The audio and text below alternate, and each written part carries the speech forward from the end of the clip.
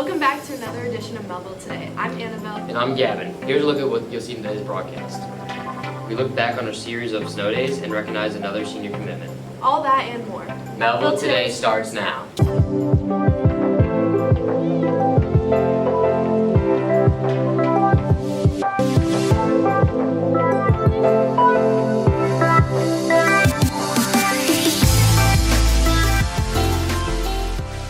For our first story, Layla and Laylee check out Chicken and Pickle located on 1500 Main Street. Check it out. Today we took a trip to St. Charles to check out Chicken and Pickle.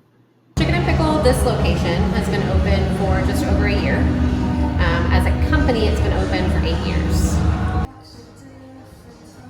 So we do some property tournaments. We also do like beginners clinics for people, and a different kind of clinic called Newbie Night, where if you're new to the game, you can come and play with other people that are also new. Pickleball is by the hour, so you can bring as many people as you'd like. You just rent the court for an hour. During the day, Monday through Friday, it's $20 per hour. And then in our peak times, which is 5 to close, and then all day Saturday and Sunday is $40 per hour. Chicken and Pickle is really unique for its fun atmosphere and all the different games that we offer. It's more than just a restaurant. We do a lot of community work as well, which makes it really different. With photographer Laylee Charlo, I'm Layla Vanoy with Mehlville Today. With the Super Bowl coming up, sports betting is growing in popularity. Henry and Connor have a story.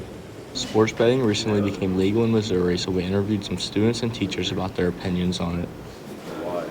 I started sports betting about a year ago, and it's because my friend showed me, and I just saw it as a very fun and cool way to get more involved with the sports that I love.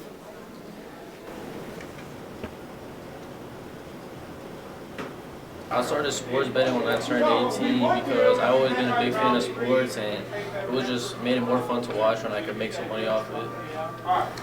Homer scored, Chris would score. I probably started sports betting like informally, probably when I was in middle school on various things like football and college basketball.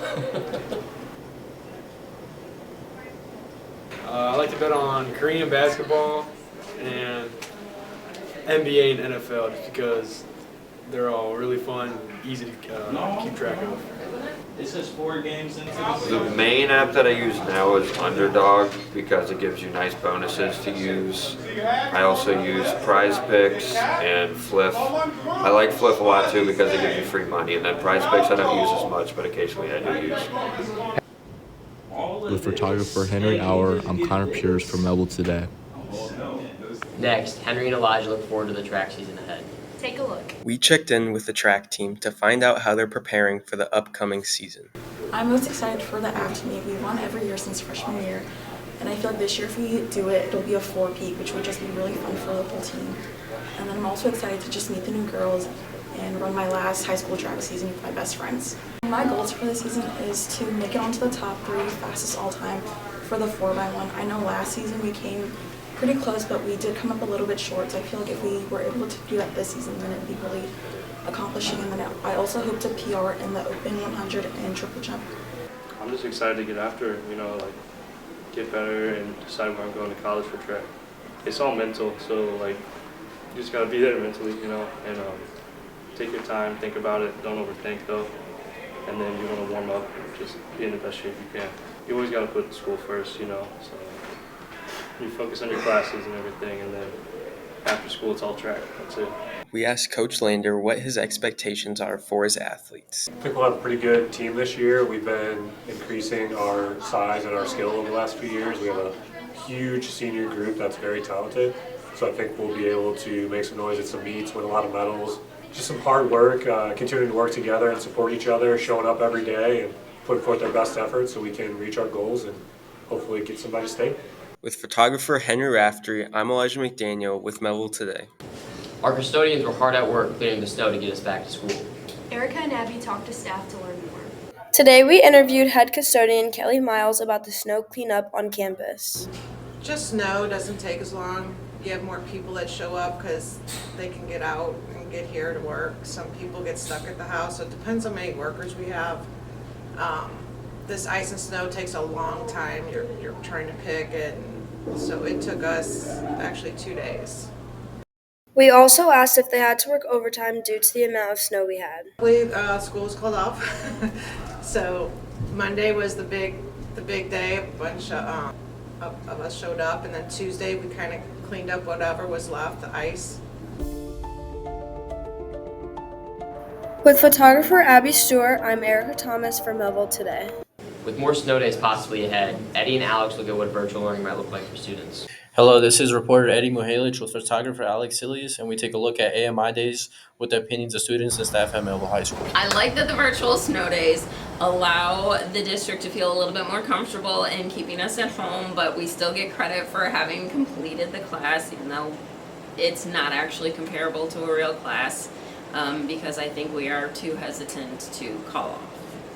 I think that having the Google Meet open as a resource, so if kids have a question for me or need anything, I think that's a good idea. But I think requiring them to be live with me for 30 minutes, I don't necessarily see the point of it. If it means that myself and my coworkers and my students are kept safe in questionable driving conditions, then I would rather keep the AMI days. Now we take a listen to what Mehlville students have to say about virtual days. I would get rid of virtual snow days if we didn't have to add them all at the end of the year.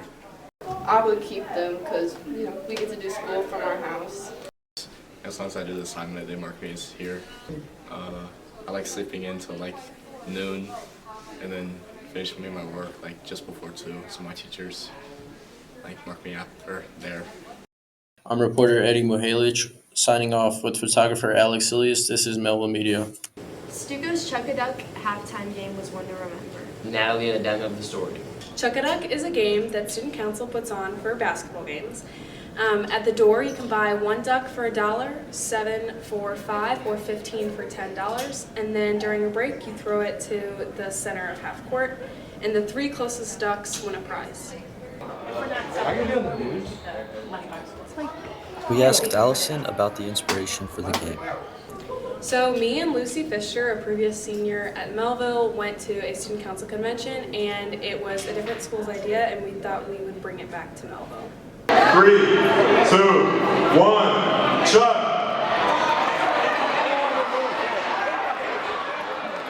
We asked one of the winners for their thoughts on Chuck-a-Duck. I just thought that it would be a fun thing to compete in, and I don't know, I just saw the opportunity. Our number 2 winner is number 40, Owen Podlowski.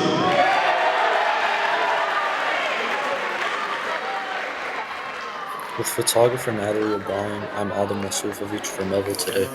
For our last story, another senior has committed to play a sport in college. Take a look.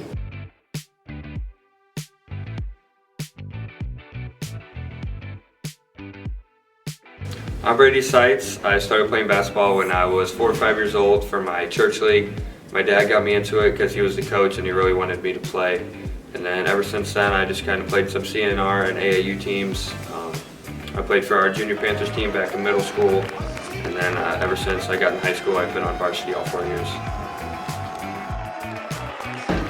I decided to commit to Milliken because it just felt like family as soon as I took my first tour there when I met the coaches. They've always been really supportive through the recruiting process, texting me every day, every week, checking up how every game went, and they've just always been supportive towards me. The biggest inspiration would probably be my dad. He always grew up playing basketball. I remember when I was little, I'd always watch his high school tapes. And for the NBA, I always looked up towards LeBron. Whenever he was on the Miami Heat, he was just my favorite player, and I loved him ever since. My biggest supporter would definitely be my mom and uncle. My mom has just always paid for everything. She's always been to every game. Made sure when I was little, always made sure my shoes were tied, made sure my jerseys were clean and dry for me to go to the games. And then my uncle, ever since I've been in high school, he's been to every single one of my games. He texts me before and after every game saying what I could have done better or what I should do before the games. Yeah. The biggest advice I can give is to definitely just continue to work at your craft. That's the best thing you can do. Find someone that'll help you with it. It's hard to do it alone. It kind of gets boring, especially for me. I always had to do it with somebody, or even just like a coach that'll be there to support me when I'm working at it. The first person that I would like to thank would definitely be my mom. She was always there for me throughout my journey, and I really do love her for it. And then my dad for always pushing me, even though I didn't really want to be pushed at times. He pushed me to be my best every step of the way. And then shout out Luke and Carter for making this interview happen. It was pretty cool.